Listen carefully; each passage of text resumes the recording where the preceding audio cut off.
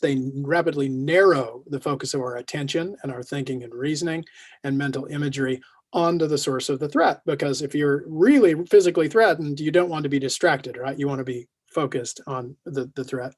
And they also, they carry with them a lot of other things, but there's generally a strong action urge to them.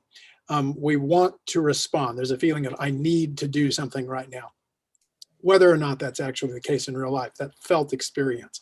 But it's important to keep in mind that these emotions exist for a very good reason. And when we feel them, we're feeling them because this is the parts of our brain that evolved to recognize and respond to threat, are trying to basically protect us, right, from whatever threat it is that we've perceived. We also have emotions. We call this the drive and resource acquisition system, that are around pursuing and obtaining goals. So feeling interested, excited, engaged, those sorts of things.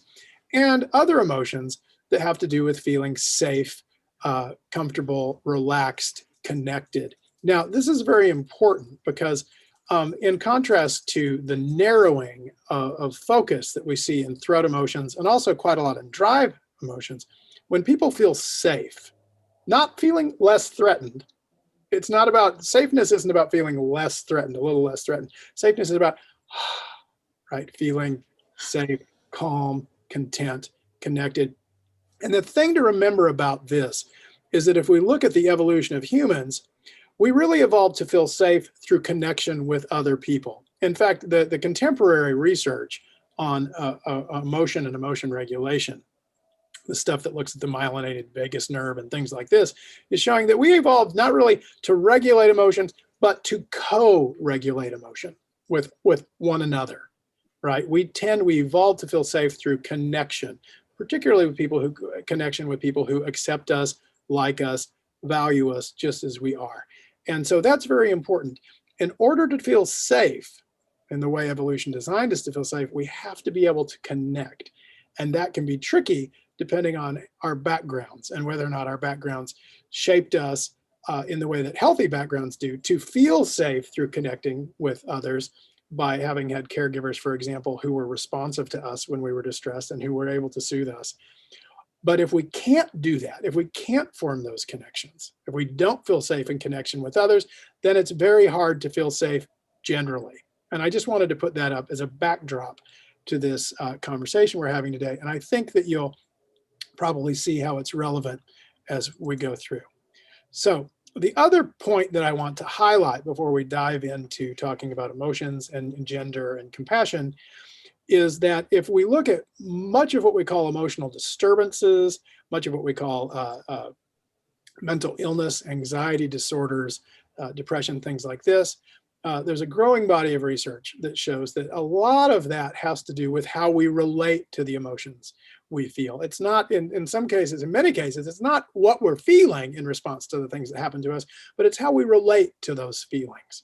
And if you look at many of the significant emotional problems that people have that kind of continue on over time, that are ongoing over time, they're characterized by certain patterns of relating with challenging emotions. And when I say challenging emotions, very often I mean threat emotions, because those emotions are designed, really, they quite often feel uncomfortable. It doesn't feel very comfortable to be afraid or to be anxious or to be angry. And that's by design, right? Because that's the discomfort that gets us moving in the service of fighting off the threat or whatever we need to do to address it. And so in terms of unhelpful ways of working with emotion, one that we see again and again and again, that's common to lots of emotional problems, is avoidance, right? I don't want to feel this.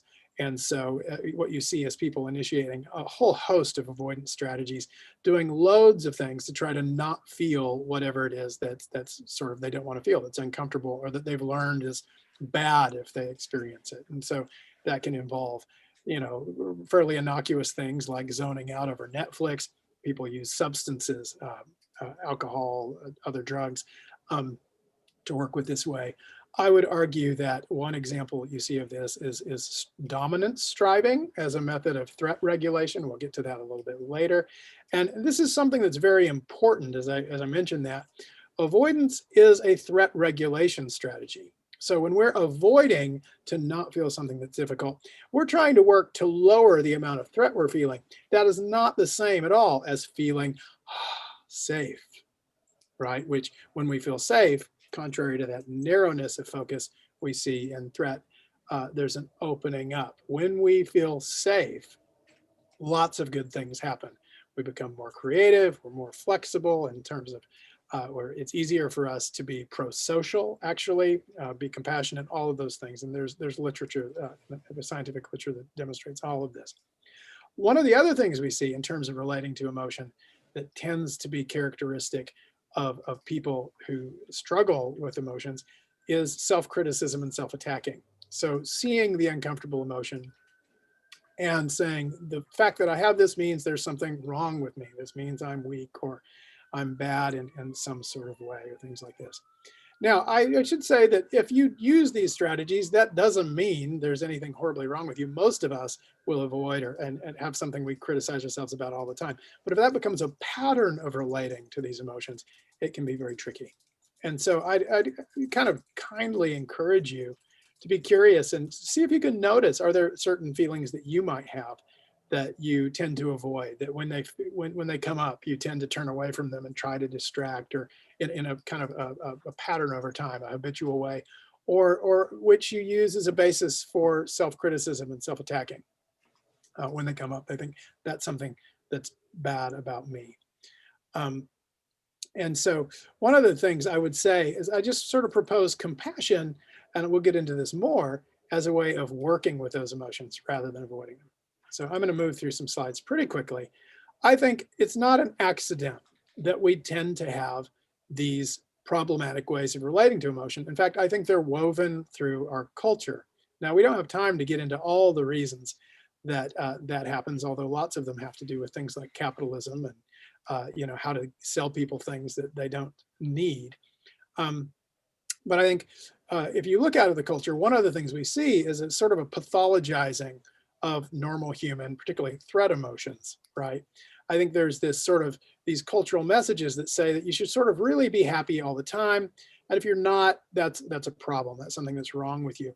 We see specific manifestations of this in sort of stereotypic, gender stereotypes.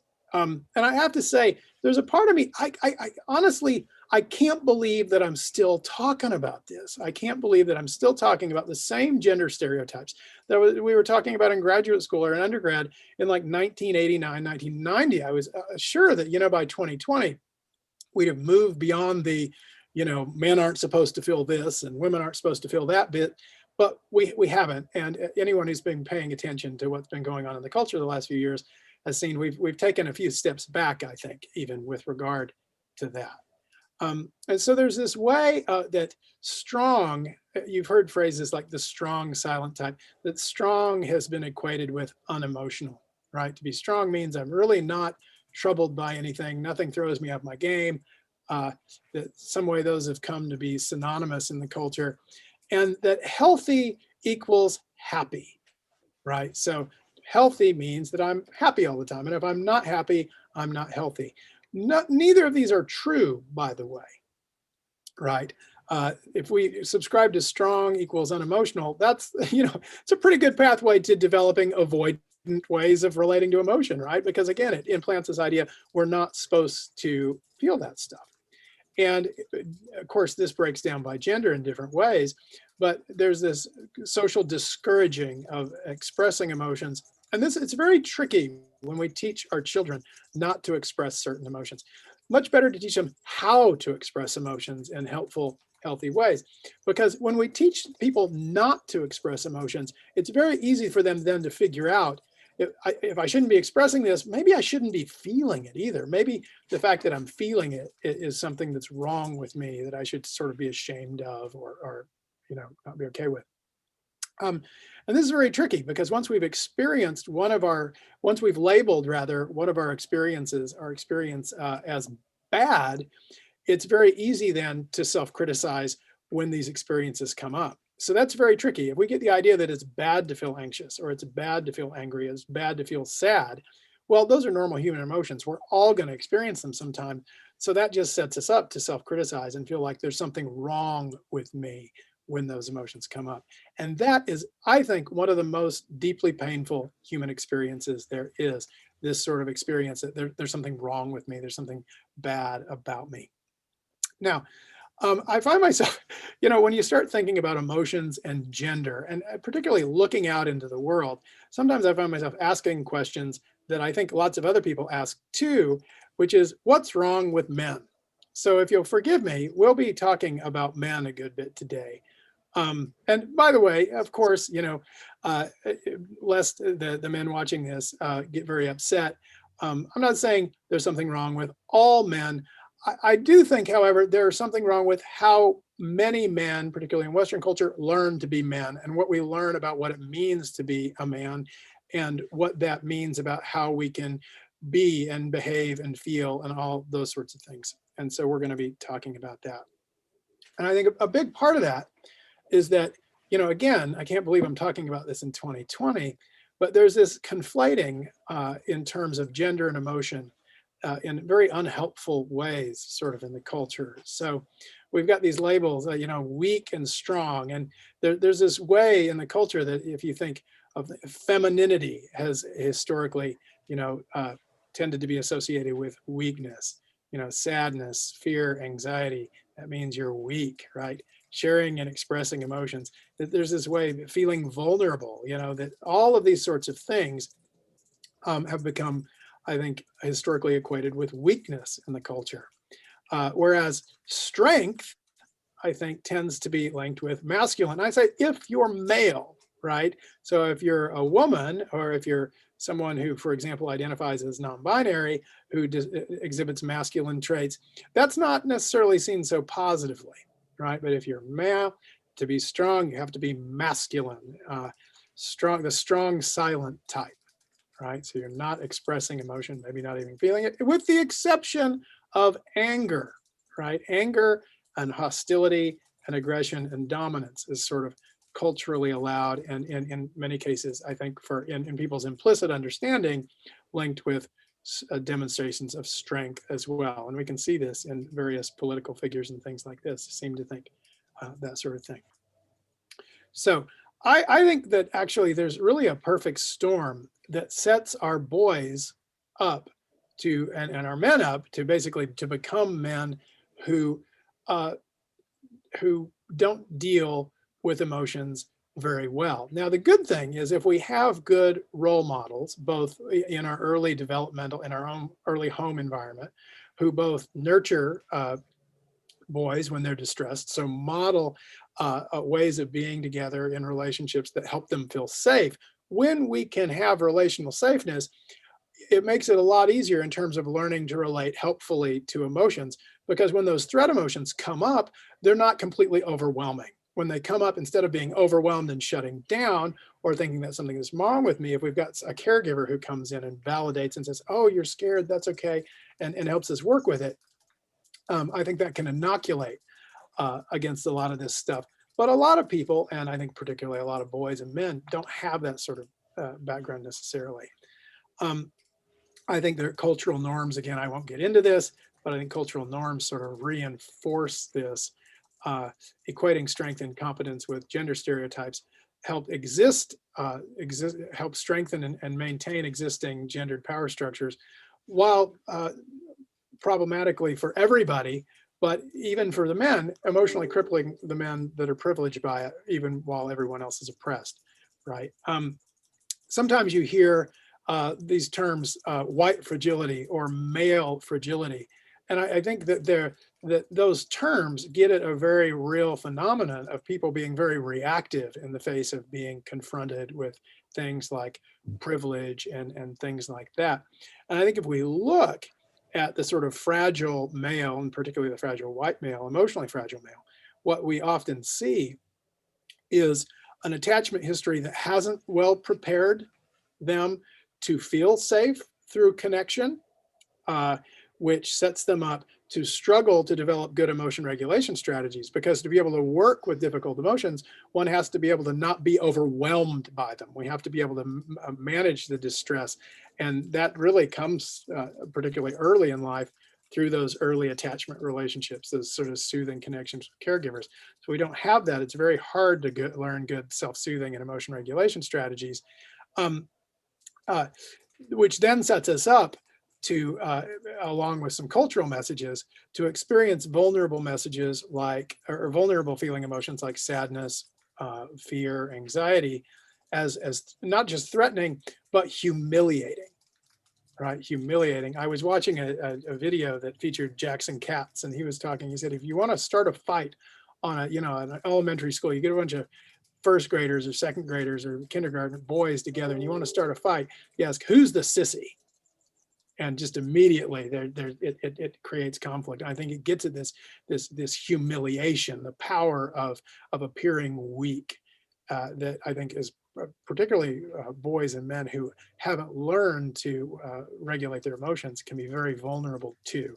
And I'm going to make the case that when people struggle to self-soothe and to feel safe, particularly through connection with others, that the tendency for many people, and particularly many men, is to resort to dominance-based threat regulation strategies instead. So instead of feeling safe and going, right, we're constantly trying to regulate the threat by establishing and maintaining dominance hierarchies, having more power, more influence, more money, things like this.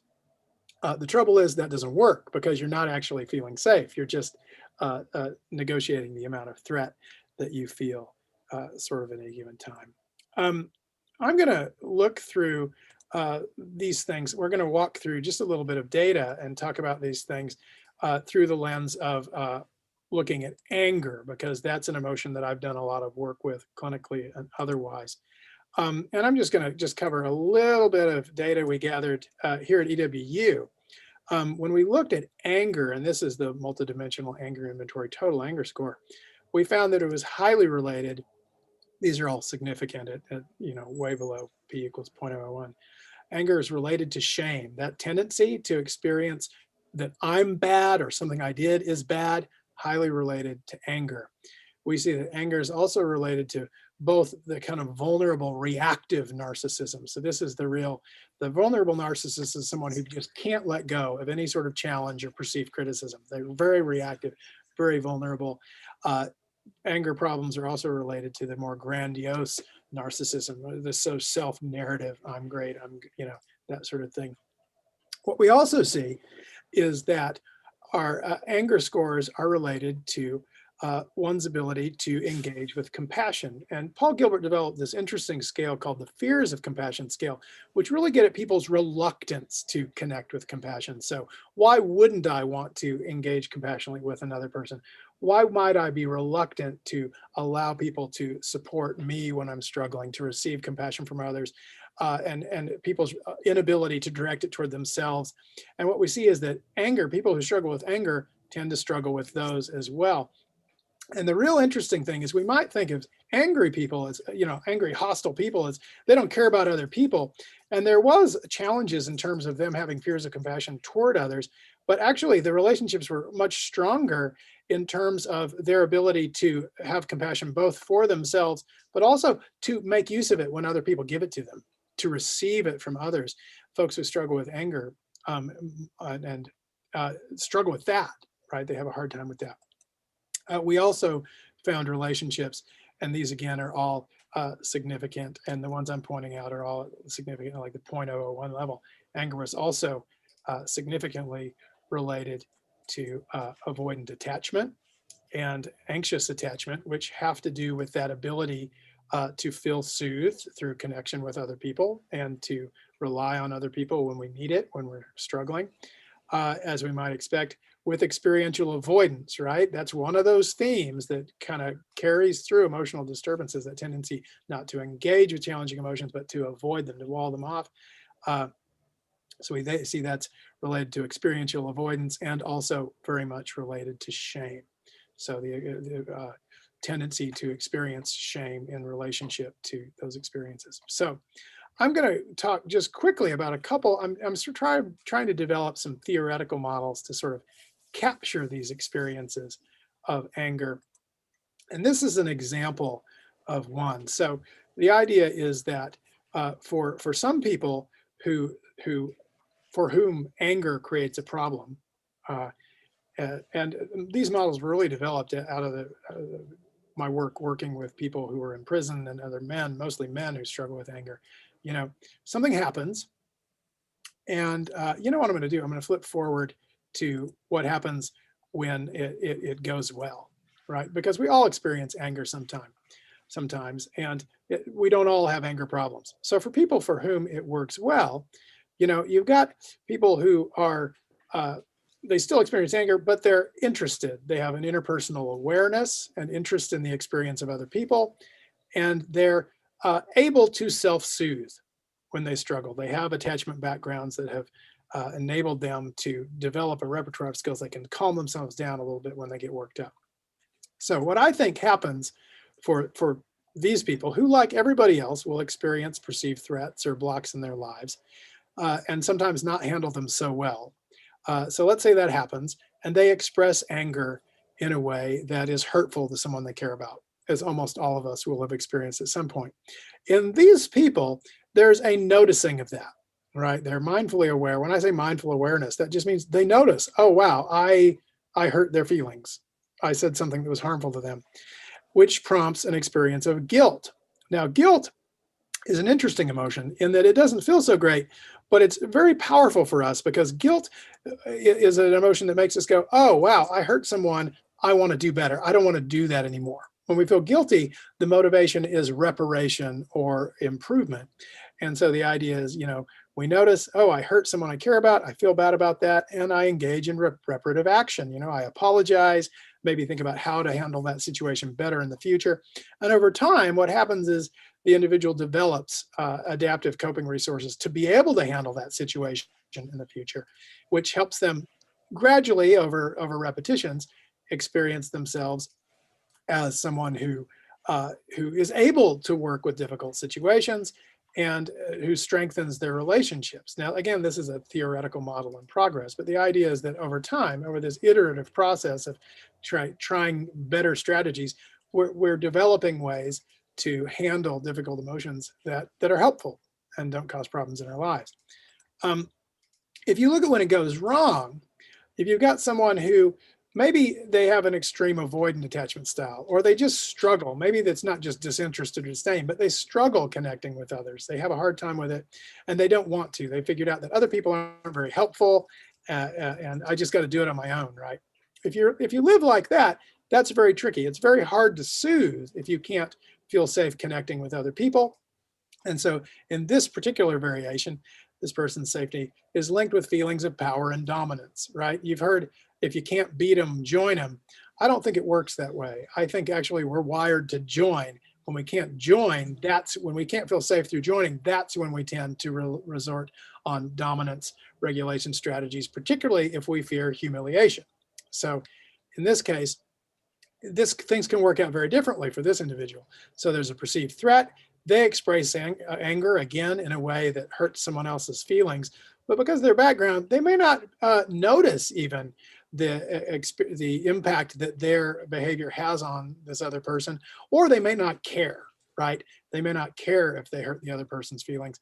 But what happens is that the other person maybe withdraws or retreats and shuts down, which in this case for this person can be reinforcing, right? It's a dominance, a sense of dominance. Ooh, I won. I came out on top. Look at how I shut them down. This may remind you of certain political figures in our culture right now. But the idea is that if you go through this process over and over, what happens is not only do you not have a good history of connection, you don't really do a good job at forming new ones either. And there can be, I think, a continued identification with the angry self, a continued striving for dominance, right, where you never are able to get to safe. You're never able to connect, to develop and have good relationships. So there's always sort of resting level of threat. So you're constantly striving to maintain dominance, to show that I'm more powerful, you know.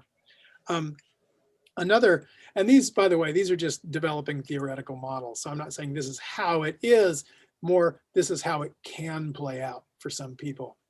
For other people, there's a sense of they're very interpersonally hypersensitive. Maybe they've had experiences of connection that was helpful, but they learned they couldn't trust it. right? Their history is one those connections would disappear unpredictably, things like this, and which again makes it very hard for them to soothe. So when the threat comes up and they express anger in a way that causes hurt feelings or withdrawal in another person, there's a very fleeting awareness of consequences, like, oh, they're leaving me again, or oh, they don't like me.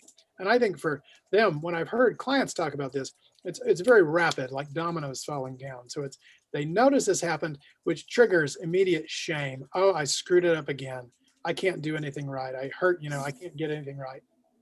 And that's painful, so painful that it often leads to an almost immediate initiation of avoidance. And in the case of anger, very often that avoidance takes the form of externalizing, blaming the other person. I only said this because you did that. Rationalizing, oh, I did this for this reason, whatever. Anything to focus the blame on the other person or away from the self, so they don't have to feel that shame anymore. Trouble is, if you're lashing out at people, hurting them, and then blaming them, and then rationalizing and explaining it away, your relationships over time erode. And so your sense of a shame-based self, a sense of there's something wrong with me, there's nothing to contradict that, right? In fact, actually, it can get strengthened, which sets us up for more shame, more problems. So I don't have time to unpack these much more than that. But in terms of helping people connect with compassionate ways of working with things, I want to highlight again when things are going right, there's an ability to engage in connection, there's ability to self-soothe, there's the ability to mindfully notice what is happening, to be aware of one's actions on other people and care about that, and to feel in the face of that struggle or suffering, some sympathy or motivation to try to address it. So the idea is when things go well, the person's connected, but not hypersensitive. They're able to observe those things. They're able to soothe, and gradually they're developing a helpful way of being in the world, right? An adaptive sense of self that helps them feel confident about their both ability to navigate relationship ruptures as well as difficult emotions. When they don't, the individual is interpersonally distant or hypersensitive. So they're either hypersensitive to rejection and don't feel safe, or disconnected, less invested, less able to benefit from connection. May tend to be avoidant, dysregulated upon when emotions come up, has difficulty self-soothing, and can have actually aggression and kind of dominance maintenance strategies reinforced. Now, I'm almost at the end of my time. So what I'd like to say is, for these folks, if we're working with people who are in this place where they have a hard time feeling safe in relationship to others, which often means they're going to have a hard time feeling safe in relationship to uncomfortable or vulnerable feeling emotions, right? And may tend to avoid that. I think compassion is an antidote to that. And the reason I call it true strength is that, although we have these cultural messages that say strong means unemotional, I don't think it's strong. I don't think strength should be predicated on having aspects of my emotional experience that I'm not allowed to feel, right? That feels like running away, right? I think for me, the compassion that allows us to turn toward the struggle and the discomfort and the vulnerable feelings and to work with it, that feels a lot more like strength to me. And that, when I'm working with people who struggle with anger, when I was working with guys in the prison and talking about that, that's when it clicked for them that, oh, wow, yeah, what I've been doing is running away, right? Because sadness is uncomfortable and scary, because anxiety feels vulnerable. What if I turn toward it instead? So what is a compassionate way of working with this? Well, the ability to feel and express this wide range of human emotions without avoiding feeling humiliated or attacking. The ability to acknowledge painful and vulnerable emotions with acceptance, and then with compassion to be motivated to help, and to be able to do that within the context of soothing, nurturing interpersonal relationships as well, which unfortunately we don't necessarily do a real good job at teaching men how to do. So just to provide a definition of compassion, since I've brought up the term, in compassion-focused therapy, we understand compassion, and this is a consistent definition to you know, everything you'll hear from the dictionary to the Dalai Lama. Compassion involves being moved by suffering, where there's a sensitivity. We notice the suffering and acknowledge it as real and valid, and then being motivated to help, to ask, what could I do that would be helpful in working with this suffering or this discomfort? And so in compassion-focused therapy, that's what we're trying to help people do, to learn to shift the way they relate to their emotions from patterns of avoidance or self-shaming and self-attacking, self-criticism, to acknowledging, compassionately acknowledging, wow, this is what I'm feeling. This is really scary or vulnerable or uncomfortable or whatever. And then to having acknowledged it and acknowledge the difficulty of it, to ask the question, given this is what I'm experiencing, what would be helpful, right? What would be helpful? But that requires, that's not just about kindness. There's a big bit of kindness in that, but it also requires courage, because it requires that we turn toward the stuff that makes us feel uncomfortable, and very often toward the stuff that makes us most uncomfortable about ourselves. And that's a courageous thing to do. That's hard to do. You might be asking, well, that's a big ask, right? Will men do that? Can men do that? I'm happy to tell you, yes, they can and they will. This is just a copy of or the first page of a publication, a scholarly publication that my friend and colleague Jed Groden, Josh Clark, and Travis Lovejoy published, coming out of the Portland VA, where they piloted the True Strength anger program I developed, applying CFT to anger with a group of veterans there. Found some really neat things there. We've done that in the prison too. So what we saw in the veteran study is they saw significant reductions in trait anger and internalized anger. One thing that I forgot to put in the slide, because I just added this slide this morning, they also saw significant reductions in post-traumatic stress disorder symptoms, even though PTSD was in no way a direct target of the treatment. We weren't teaching them anything about how to work with PTSD symptoms. We saw significant reduction in PTSD symptoms in veterans from pre to post. We also see reductions in fears of compassion, both directed towards others and self-compassion. We saw similar results in a prison study where we looked at a group, and these are all groups of exclusively males here. We saw a reduction in anger expression as compared to the control group, who was in a control condition. And if we looked within the CFT group, we saw lots of increases in self-compassion, reduces in fears of compassion towards others, toward the self, and their ability to receive it from others. What was interesting is we didn't see the interaction we wanted. We didn't see, for the compassion measures, a lot of times, the differences between the CFT group and the control group. And oftentimes the control group, the men who weren't in our CFT group, their compassion went up too. And I went to the men who were in the CFT group after, because I was really confounded by this. And I asked them, when you were going through the group, I explained the finding to them. And I said, was there something going on in the prison that got at compassion in some other way? Was there a confound or something happening in the prison that would account for this? And these guys, it was so funny. They kind of looked at the ground and kind of squirmed around in their chairs. And we said, okay, what? And they said, well, those guys in the control group, well, one of them was my cellmate, and a few of them lived on the same unit as me. And we were learning all this stuff, and it was so great. So we shared the manual, and I was telling them all about this stuff. So it was really beautiful. These guys were not only learning it and applying it to themselves, but they were sharing it. And they were sharing because they wanted to. They wanted to help these other men. So I will end with a slide. One of the guys actually reached out to me and said, I wrote something that I want you to have about my experience in this group and my experience of trying to develop compassion.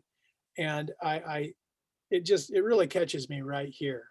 I'm just going to read what he wrote and then open for questions. And Russell, I'm sorry to interrupt. We have about 5 minutes total left. So if you want to read that, feel free, or folks can look at it while we start the Q&A. It's up to you.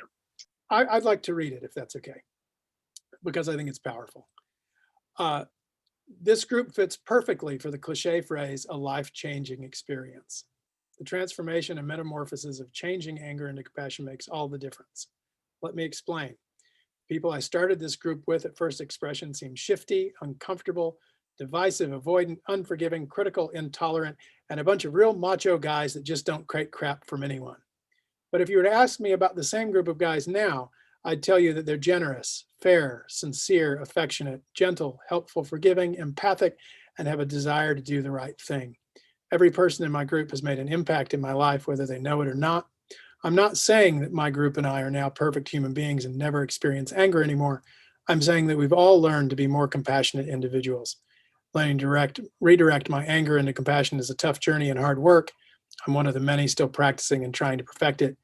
In conclusion, life is a gamble, but compassion's a guaranteed win.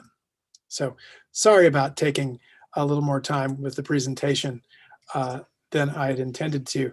I did my very best to cut things down. Please ask any questions or comments you'd like. No, I think it's totally fine. Thank you. I know you spent a lot of time cutting this down and cutting it down. So we have 4 questions that have come in. And 2 of them are related to the term sissy. So one asks, have you looked at or do you have thoughts about connections between anger responses to being called a sissy and how they're tied to homophobia? It seems like fear of compassion and lack of ability to attach or feel safe can be tied to lack of healthy sexual identity. And the other question about that says, in what ways, if at all, is the example of calling a male-identified person a sissy an indicator of a gender hierarchy rooted in the diminishment of any association with concepts of femininity? Yes, I would say, and I should say that I am not an expert on gender studies, right? That's not my field of expertise. So I can't say, yes, absolutely, there are empirical studies that demonstrate this because I haven't read that literature base. I have a hard time keeping up with my own. But I think absolutely, right? I think all of this is symptomatic of these cultural messages that we get that equates, I had a couple slides in there that equates anything regarding femininity or anything really falling outside of the historical traditional. There might be a trouble hearing you, Russell. I can't hear you. I'm not sure if other folks can. You can't hear me? Can you hear me now? You are muted for me. No, we can hear. Okay. So I think, yes, I think that's all woven together. If that makes sense. I think that's absolutely right. I think all of that has to do with these gender hierarchies that are in place and that, again, sort of serve to maintain existing power struggles. And the point I think that's important is that not only do these power struggles, these power struggles hurt everybody. Even the people they privilege are emotionally crippled. And so, but I think you're absolutely right. I think Jesse and Judy are both are getting at these very core gender dynamics, and I think they're right on. Yeah, absolutely. I see Candace asks, how do we get more men to acknowledge and talk about this? I hear a lot of women talking about this stuff, but I think we need more men who are allies. I think that's absolutely true. And, I think that one thing we can do is try to identify men who might be interested in doing that and actually talk to them and see, hey, could you do this? What I find is that the more men, it really spreads. Men really crave this sort of connection. I'm on some Facebook groups that in some ways embody a lot of toxic masculinity. And initially I didn't even want to be a part of it. But what happens is in that context, when you see some men coming forward and being very vulnerable, saying, I'm really struggling with this, or I'm really having a hard time with that, other men come out of the woodwork to do the same thing. So we need to create safe spaces for men to be able to be vulnerable. And I think particularly other men, we know that male to male influence around lots of things is incredibly powerful. Right. This is why, in terms of trying to combat sexual violence and, sexual harassment and all of that, it's so powerful. If you just teach men, if you teach fraternity guys, when one of their, fraternity brothers does something that is, really inappropriate, to say, dude, that's not cool. That's not okay. Right. Just that. You don't need a long explanation. Just a little burst of disapproval there, and then modeling something different is a very powerful way. So I think that men actually not only would benefit everybody else from changing in this way, but I think men would benefit from that. And I think when men start to do that, it feels really good. But I think we have to find safe spaces where they can do that involving other men, and we need men who can model it as well. And so, one thing, if you've been in one of my classes, you'll probably have had the experience of seeing me cry, because I teach a lot of classes on stuff that's very moving to me. And I decided a long time ago that if I become a little tearful, it's not a big deal. I keep lecturing, I keep doing what I'm doing, but I don't apologize for it either. I don't, oh, I'm sorry, because I want people to know it's okay for men to be moved by things, right? Other questions, comments? So I have a question. I wonder if you can talk more about how people can shift from only feeling compassion toward others to also experiencing self-compassion. Yeah, that's a tricky one, isn't it? Right. I think for me, I think first, if you've got the compassion for others, that's a great start, because you have this ability to be moved by suffering. And so I think a lot of this takes the form of questions we can ask ourselves. So if you're someone who struggles with self-compassion, maybe the next time you see yourself struggling, you might ask, how would I respond if someone I really loved and cared about was going through this same thing? What would I say to them? How would I feel about them? And try to direct a little bit of that toward yourself. I actually, when I'm teaching compassion, I try to culminate all my talks with, compassion and self-compassion in 2 questions. So I'd encourage anyone who's here, who's listening, and you've heard me, I've already woven it into the talk, but I think it's so important, I want to punctuate it at the end. The next time you see yourself struggling or suffering or having a hard time with something, I'd like you to ask yourself 2 questions. The first, I'd like you to bring to mind your life, and ask yourself, given everything I know about me and also what's happening, given how I was raised, the situation in which I grew up, all the things that happened to me, all the things that are woven through the culture, all the stuff that I know, does it make sense that I would struggle with this? Does it make sense that this would be hard for me? Does it make sense that this would be painful? Does it make sense that I would struggle with exactly this? And I'm here to tell you the answer to that question is always yes. And it's always yes because we struggle within contexts in which struggle makes sense. That's why we're struggling. That's why I struggle with stuff that you don't struggle with, because I have this configuration of stuff in my life that has shaped me systematically to struggle with exactly that.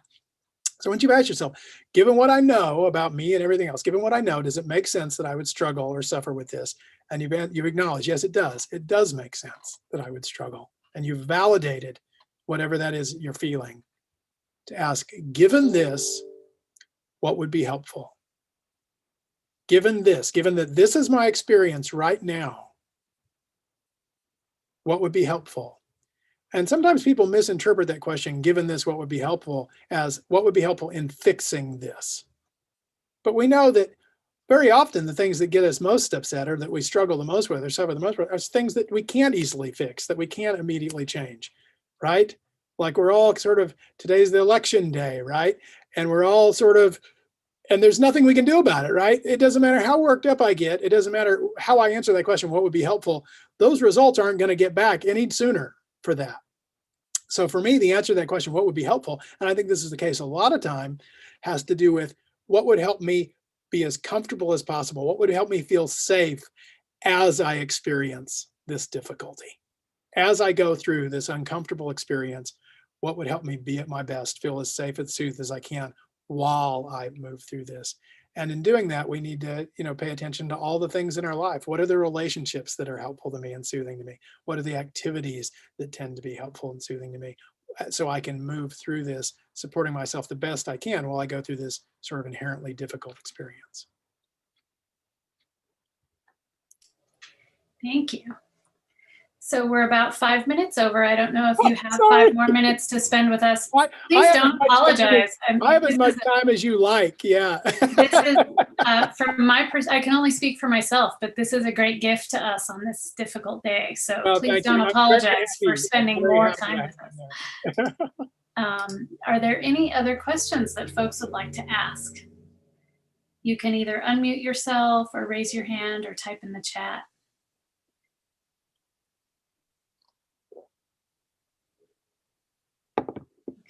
With that, I just want to thank you very much again. And those last 2 questions are something that I'll take away for sure. There are lots of folks saying thank you in the chat. Jesse, thanks you for your discussion of cultural messaging and the actuality that we are all hurt by limited notions of compassion and connection as a human desire felt by all. And then a few other thank yous. So we appreciate you Thank you. spending time with us on this difficult day. Well, and I want to thank you, Lisa. I was a relatively high maintenance speaker, I think, because I forgot I forgot my title and I I didn't cut it down. I talked too long. So thank you for your patience. Oh yeah, always. I appreciate you very much. Thank you. Cool. Well, take care, everybody. You too. Thank you. Bye-bye.